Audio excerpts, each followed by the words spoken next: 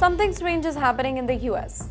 Indians who have been working really hard and succeeding in various fields are suddenly facing a surge of online hate, specifically on social media.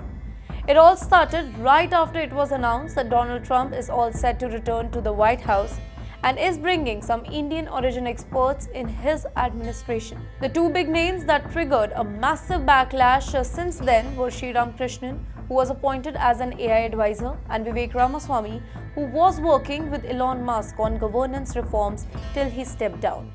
The moment these names were announced, far-right Trump supporters flooded social media, specifically Twitter, with anti-Indian hate posts. But why? What is making these people so angry? Let me tell you. We have repeated this multiple times that the real issue is H-1B visa and the fear of Indians taking over. Most of the hate is coming from people who are against the H-1B visa, the same visa that allows thousands of Indian professionals to work in the US. Now, these people claim that Indian migrants are stealing jobs from Americans, even though it is very well known that the United States needs skilled workers, specifically in tech sector. A recent study by the Center for the Study of Organized Hate analyzed that 128 hate-filled posts that went viral during December 22 and January 3rd. These posts collectively got over 138 million views, with most viral one, 17.4 million views, being a video where a white man mocked Indian street vendor, calling it the funniest thing that he had ever seen. 35 posts portrayed Indians as unhygienic and dirty. 25 posts made fun of India's sanitation problem, talking about cow dung and cow urine. And you know what? Here is where it gets more interesting. Both Donald Trump and Elon Musk actually support the skilled immigration rather than mocking them. In fact, Elon Musk himself came to the US as an immigrant and benefited from the same system. Trump, despite his tough stance on immigration, has openly said that he wants to attract the best and brightest from around the globe.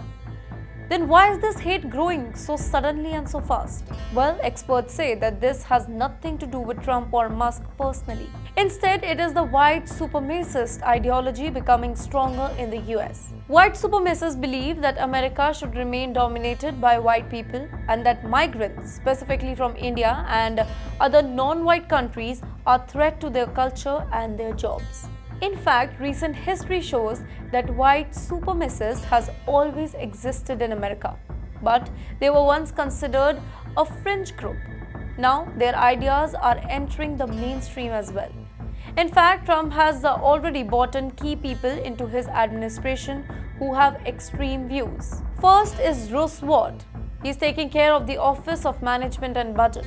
He has openly said that mass layoffs and firing will happen in agencies that he believes should not exist. Second is Stephen Miller, Homeland Security Advisor, a hardcore supporter of the Great Replacement Theory, which claims that white people are being replaced by immigrants. Third in the list is Karoline Leavitt, White House Press Secretary, strongly against immigration. Then comes US's border czar, Tom Homan. He wants to make immigration law even stricter. Now, Stephen Miller in particular is a very dangerous name. He has promoted a genocidal book called The Camp of the Saints, which imagines a future where Indian refugees invade Europe and white people are too weak to stop them. In this fictional book, the author suggests that white people should have killed the immigrants to save their civilization. Shockingly, this book is being discussed very seriously in far-right circle. You know what? This isn't the very first time actually when Indians have been targeted in America. Back in 1924, a racist law was passed that completely banned Indian immigrants to come to the US. The logic? No idea. White politicians claimed that Indians were a problem and should not be able to settle in the US. But hold on, not all Americans support this hate. Despite this rising hate, most Americans actually support immigration.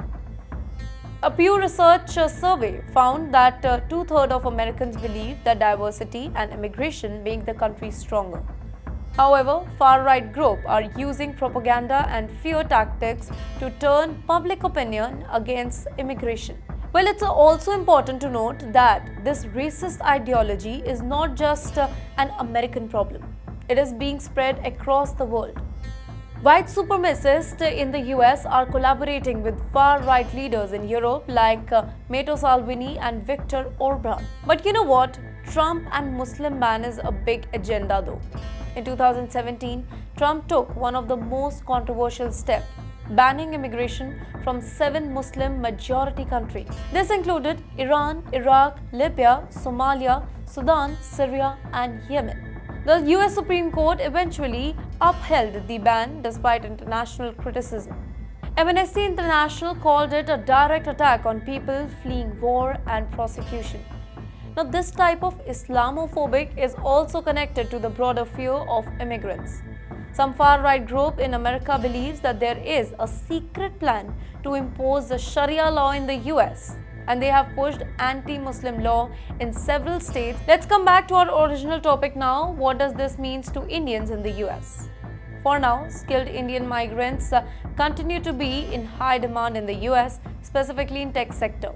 But with the rise of white supremacist ideology, Indian professionals and students could face more hostility in coming years. Now, this also means H-1B visa could come under greater scrutiny. Indian workers may face more discrimination at the workplace. Hate crime against Indians could rise, as seen in the past cases before.